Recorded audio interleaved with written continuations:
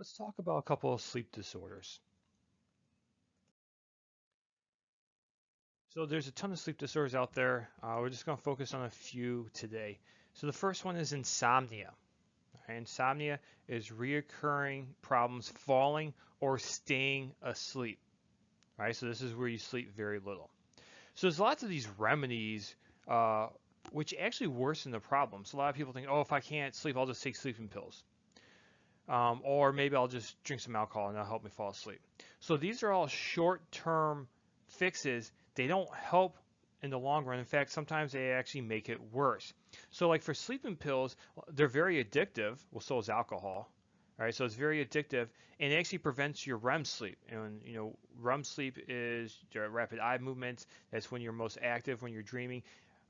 It's when you're dreaming. It's very important that you get REM sleep. Same thing with alcohol. It prevents REM sleep. So if you drink a lot, you pass out, and all of a sudden you wake up, you don't even remember necessarily sleeping. That's because you were in a deep sleep. You need to get that REM sleep. REM sleep is that refreshing sleep that you need. So there's these short-term remedies, but in the long run, they're actually not good for you at all. So remember, insomnia is just you have problems falling asleep or staying asleep.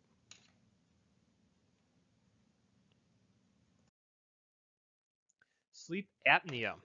Right? A sleep disorder characterized by a temporary stoppage in breathing, forcing the person to wake up. So roughly 4% of Americans have sleep apnea. And there are some ways to fix it.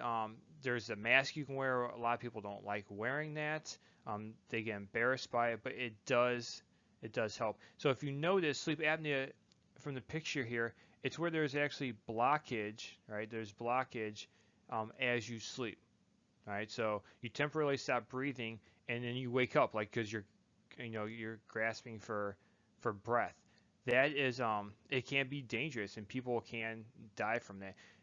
So a lot of times it is caused by maybe being overweight, but not always. It's not always caused by that, but um, for some people, losing weight can help with that as well. And now there's some other modern things you can do to like help your open up the airways and help you breathe a little bit better.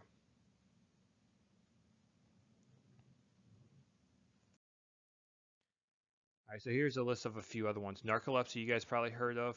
Sleep disorder characterized by uncontrollable sleep attacks. So that's where, all of a sudden you might be doing something and you might just randomly fall asleep.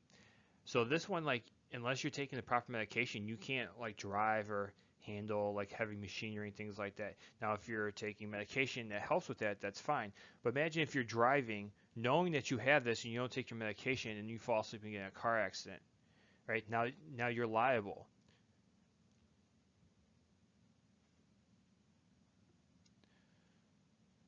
So the next one is somnambulism, which is just kind of a fancy word for sleepwalking, right? So sleepwalking, the sleepwalker can walk, talk, and see, but will have little or no memory of the event when they wake up. So uh, during some sleep studies, they found out that actually a lot of people actually do sleepwalk. They're just not aware of it, because when you sleepwalk, that's in your deep sleep. And so you're not really aware of what's going on in your deep sleep, right? That's why they say you're just supposed to guide them back to bed. You're not supposed to wake them up because they might get startled. Like if you've ever been woken up in a deep sleep, how you kind of get like what's going on? Where am I? Right? That's how you are when you're sleepwalking. So they say just actually guide you back to your bed during that because you're in a deep sleep. Night terrors is a sleep-related problem characterized by high alertness and appearance of being terrified. So this usually happens in kids, and it usually happens once again in your deep sleep. So this is different than a nightmare, where nightmares are just a bad dream that happens in REM sleep. Night terrors is in your deep sleep, usually with kids, and they have this high alertness, kind of freaked out. But once again, they're in a deep sleep, so you're not supposed to wake them up. You're just supposed to kind of comfort them until it passes. And then bruxism is just teeth grinding. It's grinding of the teeth.